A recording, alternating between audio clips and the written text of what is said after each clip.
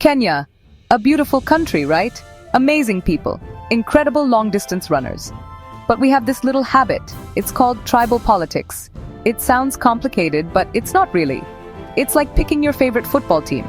Not because they are the best players, but because they come from your home village. This old habit, my friends, is a trap.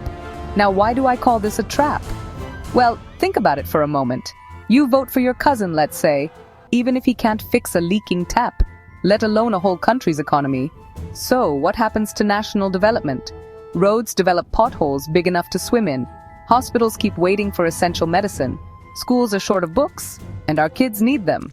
That, right there, is the real price of this trap. This isn't some new trend, you know. It's more like an old, worn-out coat. Something we should have given away long ago. Even a former president, Uhuru Kenyatta, way back in October 2017, he said it clearly. He warned everyone, this has to stop. Tribal politics, it's a fundamental problem, a major source of tension and division. He saw it then. We all still see it now. And yet, the beat just goes on, doesn't it? Some leaders today, they are still playing the same old song. Take Kalonzo Musyoka, for example. In December 2024, what was the big strategy? To merge his Kamba community with the Jema Alliance, another ethnic bloc. Is this progress? It's like trying to win a sprint by constantly looking over your shoulder. Kenya truly deserves to look forward, not backward. It's a classic story, almost a movie script. A politician gets elected. They make big promises. I am for the people, they declare loudly. Then they get the keys to the big fancy office. And suddenly, the people seems to mean me and my close friends. It's a very sad playlist stuck on repeat. This problem isn't about one specific tribe. It's a widespread pattern of convenient forgetting. Forgetting exactly who they were elected to serve. Just look at some of the recent news. October 2024. Remember that? Deputy President Rigathi Gachagua impeached by the National Assembly. That's huge. Why? Allegations of serious corruption, accused of amassing $40 million in just 2 years. His official salary? It's much, much lower than that. People see these things. They're not blind. It makes you wonder, doesn't it? Where did it all come from? This isn't a one-time special event. It's more like a long-running television series. Remember the Jema Alliance? The Gikuyu, Embu, Meru groups. It was founded way back in 1971. It has often faced criticism. For what, you ask? For promoting ethnic divisions, some say. Sometimes these ethnic divisions are very useful. Useful perhaps for hiding other activities like, say, personal enrichment. It's an old trick in the book. So when our leaders are very busy perhaps with their personal bank accounts, or busy building up these tribal walls, who ultimately pays the real price? You guessed it, the ordinary Kenyan citizen every single time. National development takes a very long holiday. Trust in the government, it just evaporates. The money intended for schools, for hospitals, it often finds new, very private homes.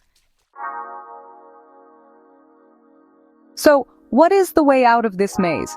It's actually quite simple, but it's not easy. It's called issue-based politics, a fancy term. It just means voting with your brain. Look at what a leader actually plans to do, not where their great-grandmother was born and raised. Will they build better roads? Will they create new jobs? Will they improve healthcare for everyone? Fix the schools? Those are the questions that truly matter. This approach is the total opposite of tribal kingpins. These individuals love the old familiar way. They need you to think about tribe first, last, always. He's one of us. We must support our own, they whisper. It keeps them in power. It keeps you divided. Even President William Ruto criticized ethnic alliances recently. He said Kenya needs issue-based politics. That's an interesting point, especially given his own deputy's situation. Maybe he's starting to see the problem clearly too. We all need to think, critically and carefully. Don't fall for the small, temporary gifts. A little bit of cash handed out before elections, a bag of maize, a brightly colored new t-shirt.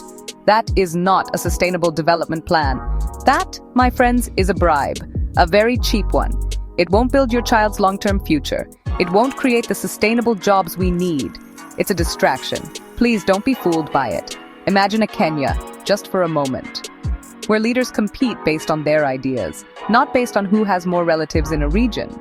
The benefits of this would be absolutely massive. Better, more responsive government, truly accountable leaders. Development that actually reaches every single citizen, not just the politically connected few. A Kenya where your vote genuinely counts. For real progress, for everyone. That's the dream. Now, who can possibly lead this crucial change? I'm looking directly at you, the young people of Kenya, the youth. You are numerous, you are strong, you have the energy, you have the passion. You are not as tied to the old ways of thinking. You were born for the future, not the past. You are Kenya's most powerful secret weapon, the generation that can finally stand up and say no more.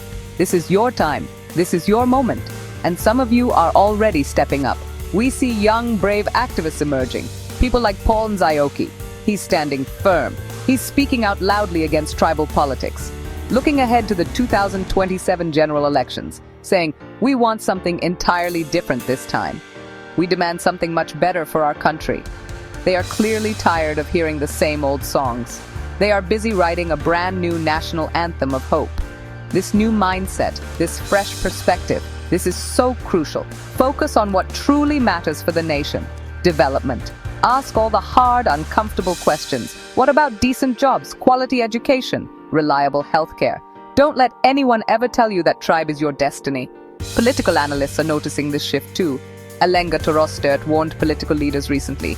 If you stick to these old tribal games, you'll lose the youth. Young voters across Kenya want real, tangible change.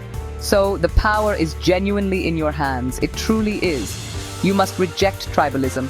Embrace critical thinking. Always ask why. Vote for a future that you can actually believe in. A Kenya that works for every single citizen, not just for a privileged select few. Lead this change. Be courageous. Be bold. Be the generation that finally, once and for all, breaks these old, heavy, rusty chains of the past.